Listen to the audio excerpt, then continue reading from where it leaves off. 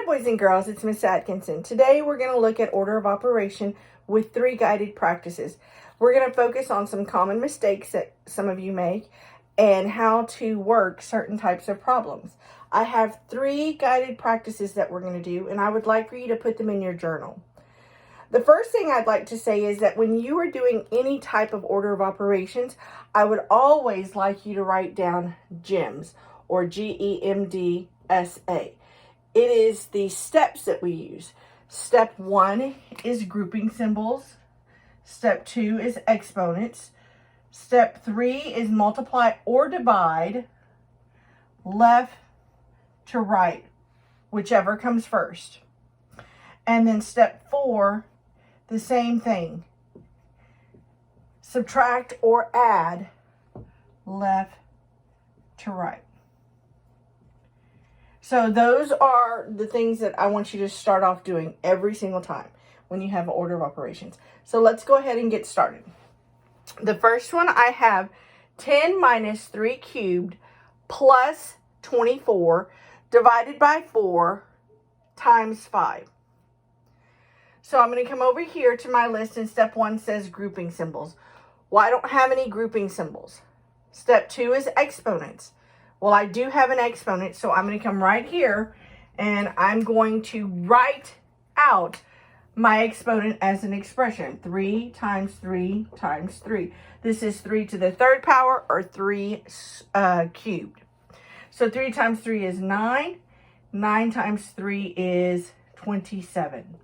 So then I can come down and rewrite my expression. This is 10 minus 27 plus 24 divided by 4 times 5.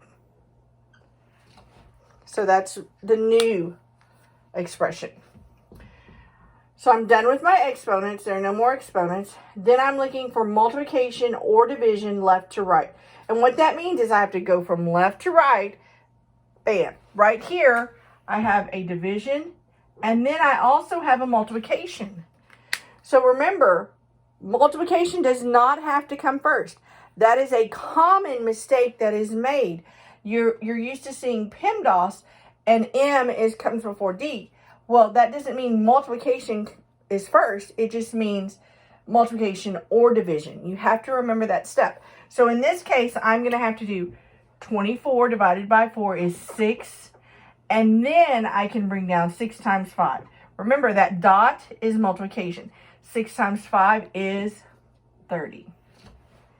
And now I'm ready to bring everything else down. I have 10 minus 27 plus 30. So now I'm ready to solve it. Now, here I have a minus 27. 10 minus 27. Well, what that means is I have negatives. So remember, I have to find the difference. 27 minus 10 is 17. So I have more negatives, so this is a negative number. This is negative 17 plus 30. And again, I have 2 different integer signs, so I'm going to do the larger number minus the smaller number. I'm going to have to borrow. 7 from 10 is 3. 1 from 2 is 1. And do I have more negatives or positives? I have more positives, so my answer is positive. So 13 is my answer. Go ahead and pause the video and put number 2 in your journal.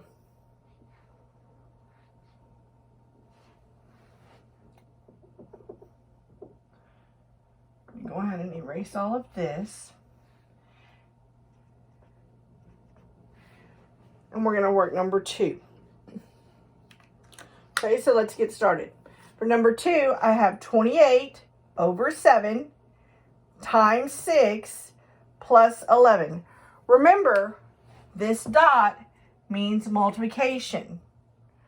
Okay, so if you have a tendency to forget what the dot is, change it to multiplication right then and there. And I'm going to go back up to my acronym. Remember, you're going to write this down for every single order of operations you have to solve. Are there any grouping symbols? No. Are there any exponents? No. Is there multiplication or division? Yes, there is. You have to remember that this fraction bar right here is a division problem. So because I have 28 over 7, I have to do this first and then multiply. Remember, multiplication or division, left to right, whichever comes first. So 28 divided by 7 is 4. 4 times 6 is 24.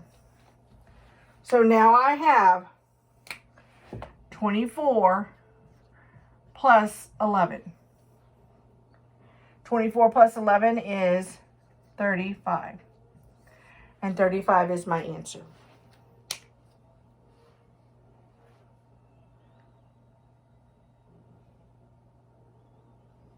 So let's look at this last one.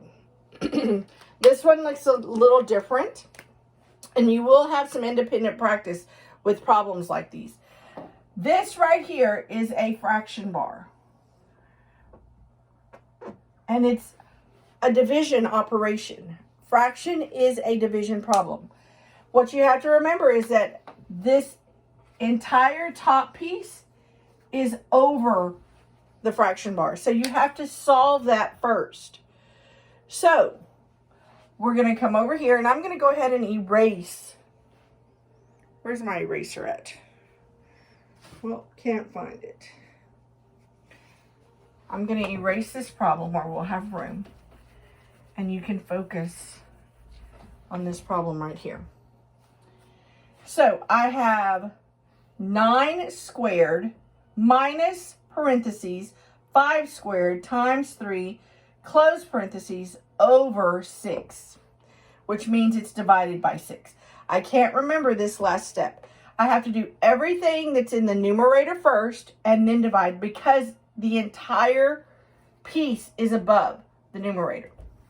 So let's get started. Are there grouping symbols? Yes. I have 5 squared times 3. So I'm going to go, but wait a minute.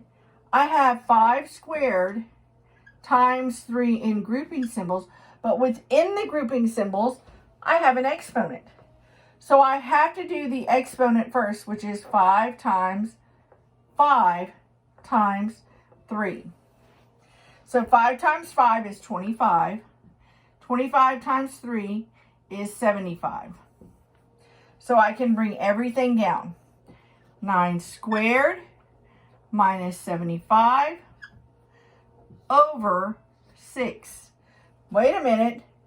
I have to do this 9 squared as well, right? So over here, I'm going to go 9 times 9 times 9. Oh, wait a minute. That's not 3, that's 2. So pay close attention to your exponents. That's 9 squared. So it's 9 times 9, which equals 81. So I have 81 minus 75 over 6. 81 minus 75, I'm going to come over here and do my math. I'm going to have to borrow. 5 from 11 is 6, 7 from 7 is 0. So I have 6 over 6.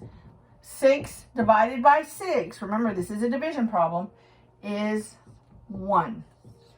So my answer is 1. These are 3 guided practices that I would like for you to put in your journal. Make sure that you refer back to them when you're doing your practice today. If you have any questions, contact your teacher, send us an email, and we will be happy to help you. That is why we're here. All right, you guys have fun.